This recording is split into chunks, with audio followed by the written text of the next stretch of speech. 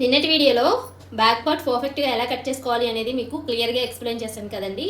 మీలో ఎవరైనా ఆ వీడియో చూసిన తర్వాత అర్థం కాకపోతే లేదా మీకు ఏమైనా డౌట్స్ ఉంటే కామెంట్ సెక్షన్లో కామెంట్ చేయండి. అయితే ఇవాళ వీడియోలో పర్ఫెక్ట్గా హ్యాండ్స్ ఎలా కట్ చేసుకోవాలి, ఎలా చంకల్లో ముడతలు లేకుండా పర్ఫెక్ట్గా ఆది బ్లౌజ్తోనే మనం హ్యాండ్స్ ఎలా కట్ చేసుకోవాలి అనేది ఈ వీడియోలో క్లియర్గా ఎక్స్ప్లెయిన్ చేస్తాను. వీడియోలోకి వెళ్ళే ముందు నాదొక చిన్న రిక్వెస్ట్ అండి. మీలో ఎవరైనా మన ఛానల్ని కనుక ఫస్ట్ టైం చూస్తున్నట్లయితే ఛానల్ని సబ్స్క్రైబ్ చేసుకోండి. వీడియో నచ్చితే ఒక లైక్ చేయండి. మీరు ఇచ్చే ఒక్క లైక్ నాకు చాలా ఎంకరేజ్మెంట్గా ఉంటుంది. తప్పకుండా వీడియోని లైక్ చేయడం మాత్రం అస్సలు మర్చిపోవద్దు. యూస్ఫుల్ అనుకుంటే కనుక మీ ఫ్రెండ్స్కి, మీ ఫ్యామిలీ మెంబర్స్కి కూడా షేర్ చేయండి. ఇంకా లేట్ చేయకుండా వీడియో అయితే స్టార్ట్ చేసేస్తాను. మనం నిన్న బ్యాక్ పార్ట్ అయితే కట్ చేసేసుకున్నాం కదా. ఇప్పుడు హ్యాండ్స్ 1 మీటర్ క్లాత్లో మనము బ్యాక్ పార్ట్ని ఇటువైపున కట్ చేసుకున్నాం కదా. క్లాత్ అనేది ఇటువైపు ఉంటుంది. ఇలా కట్ చేసుకున్నాం కదా. 1 మీటర్ క్లాత్లో బ్యాక్ పార్ట్ అనేది ఇటు సైడ్ కట్ చేసుకున్నాం. హ్యాండ్స్ అనేది మనము ఈ చివరన కట్ చేసుకోవాలి. అర్థమవుతుంది కదా. 1 మీటర్ క్లాత్లో బ్యాక్ పార్ట్ ఇటువైపున కట్ చేసుకున్నప్పుడు హ్యాండ్స్ వచ్చేసి ఇటువైపున కట్ చేసుకోవాలి. ఏ బ్లౌజ్కైనా సరే, 80 పాయింట్ల క్లాత్ అయినా సరే, లైనింగ్ బ్లౌజ్ అయినా సరే, ఎప్పుడు ఈ మెథడ్ని ఫాలో అవ్వండి. అప్పుడు మీకు క్లాత్ అనేది సరిపోతుంది. పెద్ద సైజ్ బ్లౌజ్ అయినా సరే సరిపోతుంది. ఇప్పుడు క్లాత్ని ఇటువైపుకి తిప్పేసుకున్నాను. ఈ విధంగా తిప్పేసుకొని క్లాత్ ఇప్పుడు 2 ఫోల్డింగ్స్ మీద ఉంది. ఇప్పుడు మనము 2 హ్యాండ్స్ కట్ చేస్తున్నాం. అర్థమవుతుంది కదా. క్లాత్ ఇప్పుడు రెండు లేయర్స్ కింద ఉంది కదా. ఇప్పుడు ఈ క్లాత్ని ఇలా ఫోల్డ్ చేసుకోవాలి. మనము 2 హ్యాండ్స్ కట్ చేస్తున్నాం కాబట్టి మనకి 4 లేయర్స్ అనేది రావాలి.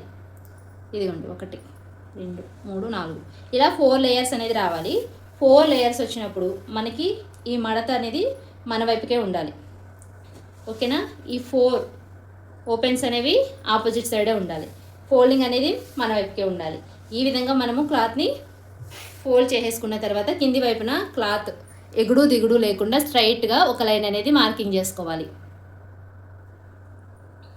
ఇదిగోండి కింది వైపున క్లాత్ అనేది ఎగుడు దిగుడు లేకుండా ఈ విధంగా లైన్ మార్కింగ్ చేసేసుకోండి. ఇప్పుడు మనకి ఇది ప్లెయిన్ బ్లౌజ్ కదా.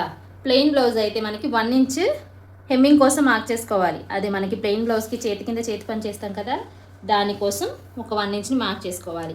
ఈ స్కేల్ వెడల్పు వచ్చేసి 1 ఇంచ్ అండి. అందుకని ఇంకా స్కేల్తోనే నేను లైన్ అనేది డ్రా చేసేస్తున్నాను.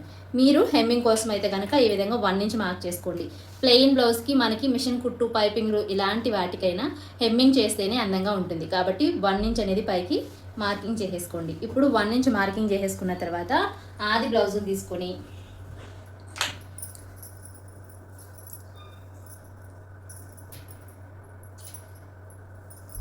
ఇదిగోండి ఈ విధంగా ఆది బ్లౌజ్ని తీసేసుకోండి.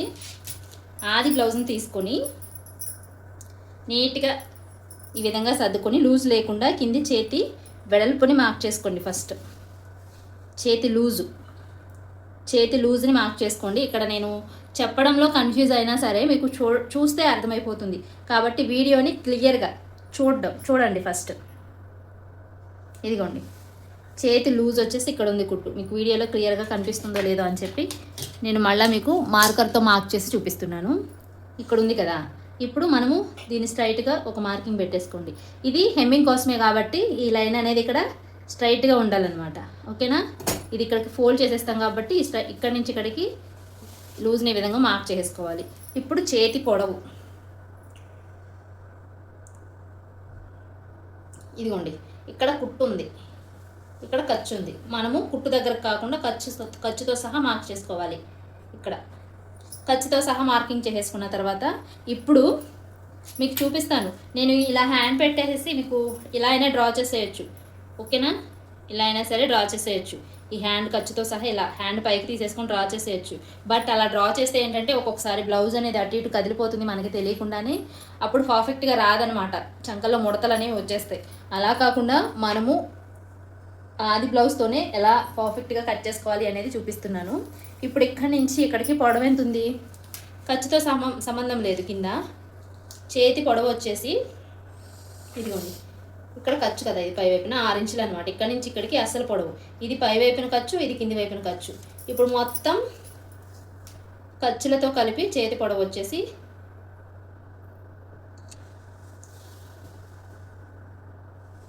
8 ఇంచులు అనమాట. మొత్తం ఖర్చులతో కలిపి చేతి పొడవు వచ్చేసి 8 ఇంచులు. ఇదే పావు తక్కువ 8 ఇంచుని ఈ చివరిని కూడా మార్కింగ్ చేసేసుకోవాలి. ఇప్పుడు దీన్ని స్ట్రైట్గా లైన్ అనేది డ్రా చేసేసుకోవాలి. ఓకేనా, ఈ విధంగా లైన్ డ్రా చేసుకున్న తర్వాత ఇప్పుడు చంక డౌన్ అంటే చేతి కిందికి మనం మార్కింగ్ ఎలా చేసుకోవాలి అంటే ఈ విధంగా పెట్టేసుకోండి. హ్యాండ్ని ఈ విధంగా పెట్టేసుకొని ఈ ఖర్చు అనేది ఇదిగో ఈ ఖర్చు అనేది కుట్టి ఇక్కడ ఉంది కదా, ఈ ఖర్చు అనేది ఇటువైపుకి తిరిగి ఉండాలి. స్టిచ్లో ఇటు పడింది కాబట్టి ఈ ఖర్చు అనేది ఎక్కడికి వస్తుంది, ఈ విధంగా మార్క్ చేసుకోండి. ఖర్చు ఇటు తిరిగితే ఇక్కడికి వస్తుంది కాబట్టి ఆది బ్లౌజ్ పైన మీకు మార్కింగ్ చేసి చూపిస్తున్నా. దీన్ని స్ట్రైట్గా ఒక మార్కింగ్ అనేది డ్రా చేసేయండి. ఓకేనా, ఈ విధంగా డ్రా చేసుకున్న తర్వాత ఇప్పుడు మనము ఈ బ్లౌజ్ పీస్ పైన కూడా ఈ మార్కింగ్ చిన్నగా పెట్టుకోండి. ఇప్పుడు దీన్ని ఫోల్డ్ చేసేసుకోండి. ఆది బ్లౌజ్ని ఈ విధంగా ఫోల్డ్ చేసుకొని సైడ్ జాయింట్స్ వైపు ఫస్ట్ కుట్టు ఉంటుంది కదా, ఈ కుట్టు ఇక్కడ మార్కింగ్ పెట్టుకోండి. ఓకేనా, ఇక్కడ మార్కింగ్ పెట్టేసుకొని పక్కకి తీసేయండి. ఇప్పుడు మనకి పక్కకి తీసేసిన తర్వాత ఇక్కడ నుంచి ఇక్కడికి లైన్ అనేది డ్రా చేసుకోండి. ఈ విధంగా లైన్ డ్రా చేసేసుకొని ఇప్పుడు సైడ్ జాయింట్స్ వైపు ఫస్ట్ కుట్టు ఉంటుంది కదా, మనం ఈ లైన్ వచ్చేసి ఈ లైన్ అనమాట. ఇప్పుడు ఈ లైన్ లెంత్ ఎక్కడ వరకు ఉందో మార్క్ పెట్టుకోవాలి. ఇలా ఫోల్డ్ చేసేసుకొని ఇదిగోండి ఇక్కడ వరకు ఖచ్చితంగా ఒక మార్క్ అనేది పెట్టేసుకోండి. ఓకేనా, ఇదిగోండి ఇప్పుడు మనకి ఇక్కడ పావు తక్కువ 3 ఇంచులు అయితే ఈ చేతి డౌన్ అనమాట. హ్యాండ్ డౌన్ వచ్చేసి పావు తక్కువ 3 ఇంచులు ఈ విధంగా మార్క్ చేసుకొని పై వైపున వచ్చేసి 1 ఇంచ్ మార్క్ చేసుకోవాలి. ఈ విధంగా 1 ఇంచ్కి మార్కింగ్ చేసుకొని ఈ 2 మార్కింగ్స్ని క్రాస్గా లైన్స్ అనేవి డ్రా చేసేయాలి. ఈ విధంగా లైన్స్ డ్రా చేసుకున్న తర్వాత ఈ విధంగా లైట్గా మనము రౌండ్ షేప్ అనేది డ్రా చేసుకోవాలి. అంతే. మీకు ఇంకా వివరంగా చెప్పాలి అంటే ఈ లైన్ లెంత్ ఎంత ఉంది, 7 ఇంచెస్ ఉంది కదా, ఈ 7 ఇంచెస్ని ఈ విధంగా ఫోల్డ్ చేసుకోండి. మిడిల్లోకి ఒక మార్క్ పెట్టుకోండి. ఓకేనా, ఇప్పుడు ఇక్కడ పై వైపుకి డ్రా చేసాం కదా, ఇక్కడ నుంచి మనము ఒక పావు ఇంచు కింది వైపుకి డ్రా చేసుకోవాలి. ఈ విధంగా రౌండ్ షేప్ తీయడం కోసం. అర్థమైంది కదా, ఇది. ఇప్పుడు మనము ఈ లైన్కి మిడిల్లో ఒక మార్కింగ్ పెట్టుకున్నాం. ఈ మార్కింగ్కి ఇటువైపునేమో పై వైపున రౌండ్ అనేది డ్రా చేసాం, కింది వైపున ఇటు సైడ్ కింది వైపున రౌండ్ అనేది డ్రా చేసాం అనమాట. ఈ విధంగా మనము హ్యాండ్ రౌండ్ షేప్ అనేది డ్రా చేసుకోవాలి. ఇప్పుడు మనకి బ్యాక్ పార్ట్తో ఈ హ్యాండ్ లూజ్ అనేది సరిపోయిందో లేదో ఒకసారి కొలుచుకోవాలి. ఇదిగోండి ఖర్చు ఇక్కడ ఉంది కదా, ఇంక ఇటు తిప్పి చూపిస్తాను. టక్స్ పెట్టేస్తున్నా. మీరు కూడా ఇక్కడ బ్యాక్ పార్ట్లో ఖర్చు దగ్గర ఒక చిన్న టక్ అనేది పెట్టేసుకోండి. ఈ విధంగా టక్స్ పెట్టేసుకోండి. ఇప్పుడు ఈ టక్స్ని ఇక్కడ పెట్టండి. ఇలా మనం లూజ్ అనేది చెక్ చేసుకోవాలి.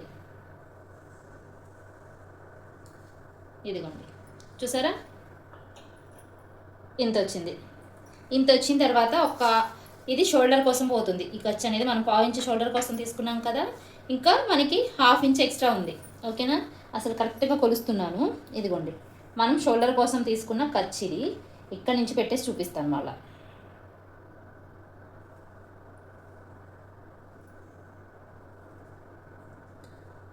అట్నుంచి కొలుచుకొచ్చాం కదా, క్లాత్ అనేది కొంచెం లాగినట్టు అనిపించింది నాకు, అందుకని చెప్పి మళ్ళీ ఇటువైపు నుంచి కొలుస్తున్నా. చూడండి ఇదిగోండి చూసారా, నేను ఎక్కడ లాగలేదు, కరెక్ట్గా క్లాత్ మీద అలా పెట్టాను అంతే. ఇటువైపు నుంచి కొలిచినప్పుడు మనకి ½ ఇంచ్ అనేది ఎక్స్ట్రా వచ్చింది. మనకి స్ట్రైట్గా కొలిచినప్పుడు కరెక్ట్గా వచ్చింది ఈ టక్స్ దగ్గర ఈ లైన్ అనేది. ఓకేనా, మనకి ఇంకా ఫ్రంట్ పార్ట్లో లోతు తీస్తాం కదా, అప్పుడు హ్యాండ్ అనేది లూజ్ అవుతుంది, ఎక్కువ వస్తుంది కదా, అప్పుడు ఎలా అంటారేమో. మనకి ఫ్రంట్ పార్ట్లో లోతు తీసినప్పుడు ఫ్రంట్ పార్ట్లో లోతు తీస్తాం, అలాగే హ్యాండ్లో కూడా లోతు తీస్తాం. అప్పుడు ఈ లోతు ఆ లోతు లూజ్ అనేది కవర్ అయిపోతుంది అనమాట. ఓకేనా, ఈ విధంగా మనము ఒకసారి బ్యాక్ పార్ట్తో హ్యాండ్ లూజ్ అనేది చెక్ చేసుకొని కరెక్ట్గా వచ్చిందంటే మనకి బ్లౌజ్ అనేది కరెక్ట్గా వస్తుంది. లేదా ఒక ½ ఇంచు అటు ఇటుగా అయిందంటే కనుక మనం ఇక్కడే హ్యాండ్ మార్కింగ్స్ అనేవి కొంచెం మార్పులు చేర్పులు చేసుకోవాల్సి ఉంటుంది. ఈ మెథడ్లో కట్ చేశారంటే మీకు పర్ఫెక్ట్గా హ్యాండ్స్ అనేవి వచ్చేస్తాయి, చంకల్లో ముడతలు అనేవి రావన్నమాట. ఆది బ్లౌజ్ ఎలా ఉందో అలాగే వచ్చేస్తుంది. ఇంకా ఇప్పుడు మనము ఎక్స్ట్రా ఖర్చుని బ్యాక్ పార్ట్లో 2 ఇంచులు మార్క్ చేసాం కదా, ఇక్కడ ఖర్చు అయితే కొంచెం తగ్గుతుందండి. అయితే నేను స్టిచ్చింగ్లో చూపిస్తాను మీకు, అతుకులు పడతాయన్నమాట, ఇక్కడ వరకు వస్తుంది.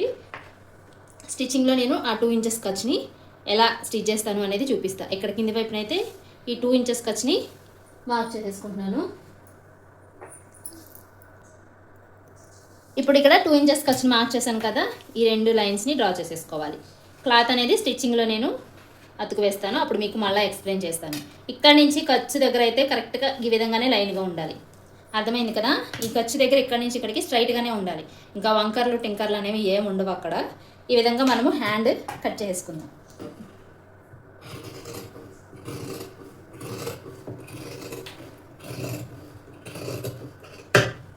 పక్కకు పెట్టేస్తున్నా మిగిలిన క్లాత్ని.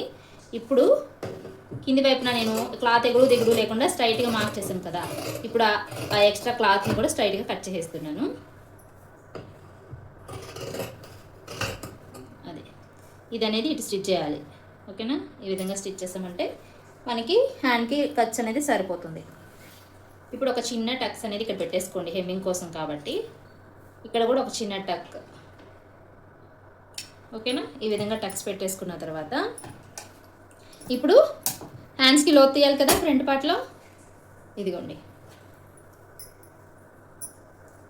ఇక్కడ మనం మిడిల్లో ఒక మార్క్ పెట్టాం కదా, ఈ మార్క్ దగ్గర కరెక్ట్గా 1/2 ఇంచు మార్క్ చేసుకోండి ఖర్చు లోతు.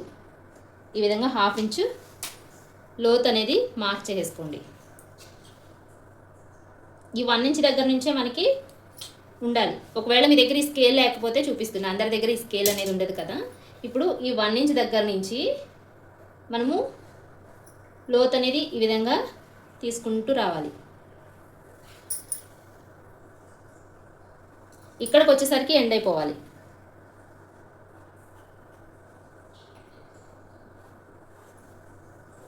ఇదిగోండి, ఇక్కడి నుంచి చిన్నగా స్టార్ట్ చేసుకుంటూ రావాలి. ఈ మార్కర్తో కొంచెం కష్టంగా ఉంది సన్నగా డ్రా చేయడం అనేది. ఈ విధంగా లోతుని డ్రా చేసుకొని కట్ చేసేస్తున్నా. ఇప్పుడు నేను స్టిచ్చింగ్లో కట్ చేస్తా, బట్ మీకు ఇక్కడ అర్థం అవడం కోసం కటింగ్ అయితే చేసేస్తున్నాను.